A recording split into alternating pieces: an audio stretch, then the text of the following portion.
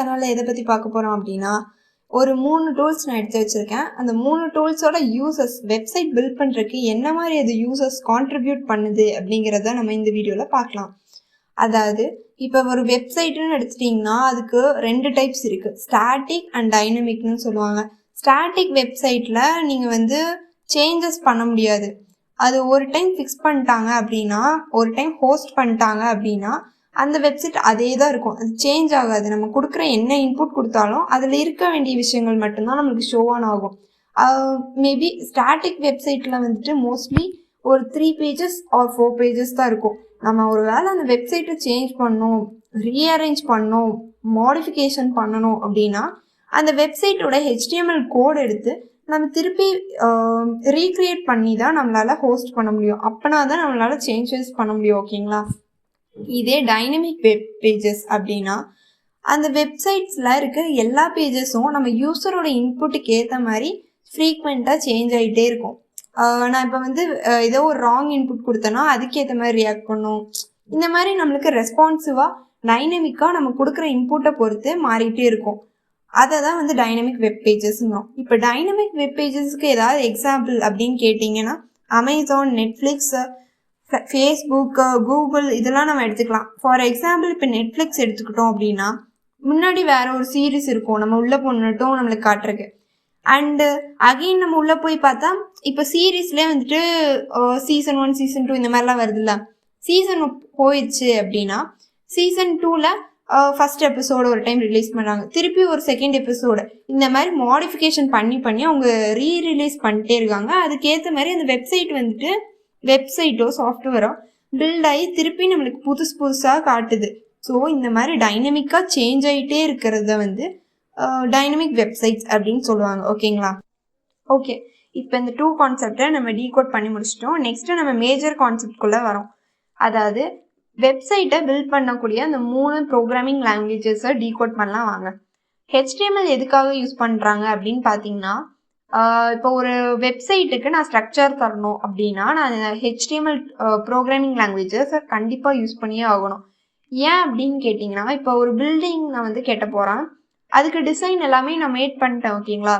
அதுக்கு நான் பிரிக்ஸை வச்சு நான் கட்டுறேன். ஸோ பில்டிங்க்கு ஒரு ஸ்ட்ரக்சரை ஃபார்ம் பண்ணி கொடுக்கறது அந்த கல் தான்.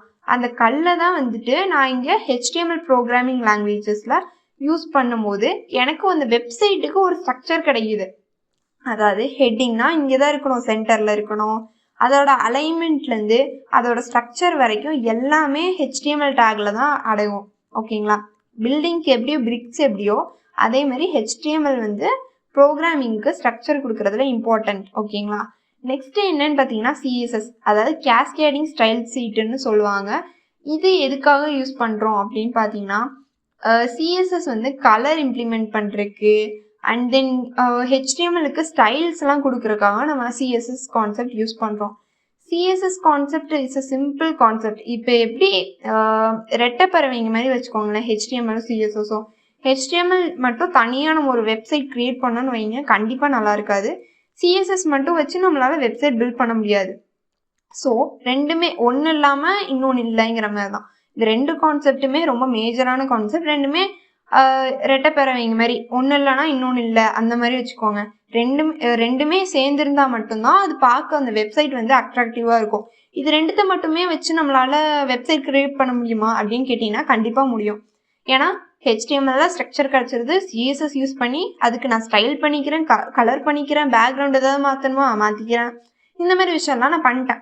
ஸோ இந்த 2த்தை வச்சு மட்டுமே என்னால் ஒரு அழகான ஒரு டீசெண்டான வெப்சைட்டை என்னால் பில்ட் பண்ண முடியும். பட் அது டைனமிக் வெப்சைட் க்ரியேட் பண்ண முடியுமான்னு கேட்டிங்கன்னா கண்டிப்பாக முடியாது. HTML CSS just static website, அதாவது போர்ட்ஃபோலியோ க்ரியேட் பண்ணலாம், அப்புறம் இந்த மாதிரி சின்ன சின்ன வெப்சைட்ஸ்லாம் பில்ட் பண்ணோம் அப்படின்னா நீங்கள் இந்த 2 விஷயத்தை வச்சு நீங்கள் பண்ணலாம். மோர் தென் தட் நம்ம ஒரு வெப்சைட்டை இன்ட்ராக்டிவாக கொண்டு போகணும் அப்படின்னா கண்டிப்பாக நம்மளுக்கு ஜாவாஸ்கிரிப்டுங்கிற ஒரு ப்ரோக்ராமிங் லாங்குவேஜ் கண்டிப்பாக தேவைப்படுது. இந்த விஷயத்தில் எப்படி பார்த்தீங்கன்னா, இப்போ நான் பில்டிங் பண்ணிட்டேன், கலர் பண்ணிட்டேன், பெயிண்ட்டு அப்புறம் இன்டீரியர் டிசைன் எல்லாமே முடிச்சிட்டேன். இப்போ எனக்கு அந்த டோர்னால் இப்படி லாக் ஆகணும், திறக்கணும், இந்த மாதிரி விஷயம்லாம் இருக்குல்ல. அப்புறம் சுவிட்ச் போட்டால் லைட்லாம் எரியணும். இந்த மாதிரி விஷயம், அதாவது நான் என்ன கொடுக்குறேனோ அந்த இன்புட்டுக்கு ஏற்ற மாதிரி அது இன்ட்ராக்டிவ் பண்ணும்ல. ஸோ இந்த மாதிரி விஷயத்துக்குலாம் நான் ஜாவாஸ்கிரிப்ட் யூஸ் பண்ணலாம். ஒரு வெப்சைட்டில் ஃபங்க்ஷனாலிட்டி அண்ட் இன்ட்ராக்டிவாக இருக்கணும் அப்படின்னு நினச்சிங்க அப்படின்னா நீங்கள் ஜாவாஸ்கிரிப்ட் கண்டிப்பாக யூஸ் பண்ணியிருக்கணும். ஜாவாஸ்கிரிப்ட் வந்து ஸ்டாட்டிக்கில் யூஸ் பண்ணணுமா இல்லை டைனமிக்கில் யூஸ் பண்ணணுமா அப்படின்னு கேட்டிங்கன்னா ஜாவாஸ்கிரிப்ட் ரெண்டுத்துக்குமே பொருந்தும்.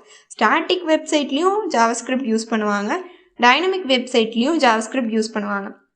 ஓகே, ஸ்டாட்டிக் வெப்சைட்டுன்னா என்ன மாதிரி சொல்லலாம்னா சின்ன சின்ன கேம்ஸ் எல்லாம் க்ரியேட் பண்ணுவாங்கல்ல, ஸ்னேக் அண்ட் லேடர், இந்த மாதிரி சின்ன சின்ன கேம்ஸுக்கெலாம் நீங்கள் வந்துட்டு ஜாவாஸ்கிரிப்ட் யூஸ் பண்ணிங்கன்னா ஸ்டாட்டிக்காக இருக்கும். நீங்கள் எதுவும் சேஞ்சஸ் பண்ண மாட்டீங்க பெருசாக, அதிலே வந்துட்டு எல்லா ஃபங்க்ஷன்ஸும் கொடுத்துருவீங்க. அதுக்கேற்ற மாதிரி ஜாவாஸ்கிரிப்ட் யூஸ் பண்ணி ரியாக்ட் ஆயிரும். அதே மாதிரி இப்போ பெரிய பெரிய அனிமேஷன்ஸ்லாம் நான் பண்ணுறேன்னு வைங்க, அனிமேஷன்ஸ் பண்ணுறேன், அப்புறம் இந்த மாதிரி இப்போ சொன்னேன்ல நெட்ஃப்ளிக்ஸ், அமேசான், இந்த மாதிரி விஷயங்களுக்கெலாம் வந்துட்டு பெரிய பெரிய விஷயம் பண்ணாலுமே நம்மளுக்கு ஜாவாஸ்கிரிப்ட்டுங்கிற லாங்குவேஜ் தேவைப்படுது. ஹெச்டிஎம்எல்ங்கிறது பில்டிங்கு, அதுக்கு பெயிண்ட்டுங்கிற மாதிரி சிஎஸ்எஸ்ஸு, அண்ட் ஜாவாஸ்கிரிப்ட்டுங்கிறது அதுக்கு ஒரு இன்ட்ராக்டிவ்னஸ் கொடுக்கறதுக்காக ஜாவாஸ்கிரிப்ட். இந்த மூணுமே ரொம்ப பேசிக் அண்ட் மேஜரான things in front end development. இவ்வளோ நேரம் ஒழுங்காக தானே புரிஞ்சிச்சு, திடீர்னு என்னடா ஃப்ரண்ட் அண்ட் டெவலப்மெண்ட் அப்படின்னு சொல்லிட்டேன்னு நினைக்காதீங்க. ஃப்ரண்ட் அண்ட் டெவலப்மெண்ட்டுங்கிறது நம்ம ஒரு வெப்சைட்டில் முன்னாடி கண்ணுக்கு முன்னாடி என்னென்ன பார்க்குறோம் ஒரு வெப்சைட்டில், அதை எல்லாமே வந்துட்டு ஃப்ரண்ட் அண்ட் டெவலப்மெண்ட் சொல்லுவாங்க. இது பேக் சைட், அதாவது இப்போ நான் எதாவது ஸ்டோர் பண்ணணும்னு நினைக்கிறேன், ஃபோன் நம்பர் போடுறேன், அது ஸ்டோர் பண்ணுறேன், இந்த மாதிரி விஷயங்கள்லாம் வந்துட்டு பேக் எண்ட் சொல்லுவாங்க. பேக் எண்ட்னா ஒன்றும் கிடையாது, MySQL இந்த மாதிரி சில லாங்குவேஜஸ், MongoDB இந்த மாதிரி இதெல்லாம் வந்து யூஸ் பண்ணி பேக் எண்டில் டேட்டா பேஸ்ன்னு சொல்லுவாங்க. அந்த டேட்டாஸ் எல்லாம் ஸ்டோர் பண்ணி வைக்கிறதுக்கு back end developers back end develop பண்ணுவாங்க ஒரு வெப்சைட்டுக்கு. நம்ம பார்க்குறது இப்போ front end development. Front end டெவலப்மெண்ட்னா ஜஸ்ட் இந்த 3 லாங்குவேஜ் நல்லா தரவு பண்ணிக்கோங்க. தரவு பண்ணிட்டீங்கனாலே உங்களால் ஃப்ரண்ட் அண்ட் டெவலப்பராக ஆக முடியும்.